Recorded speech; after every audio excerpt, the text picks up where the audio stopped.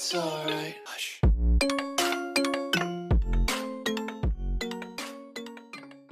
Halo cuy, sebelumnya assalamualaikum warahmatullahi wabarakatuh. Jadi kali ini gua ingin kasih tahu ke kalian cara membuat video kontes dengan Bingkai. Dan videonya itu seperti ini cuy.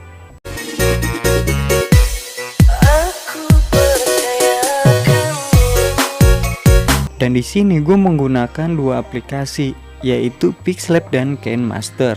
Kalian bisa download aplikasinya di link yang udah gue taruh di deskripsi. Sebelum kita lanjut ke videonya, jangan lupa untuk menekan tombol subscribe-nya dan nyalain notifikasi loncengnya serta like dan komen. Jika sudah, langsung saja kita ke tutorialnya.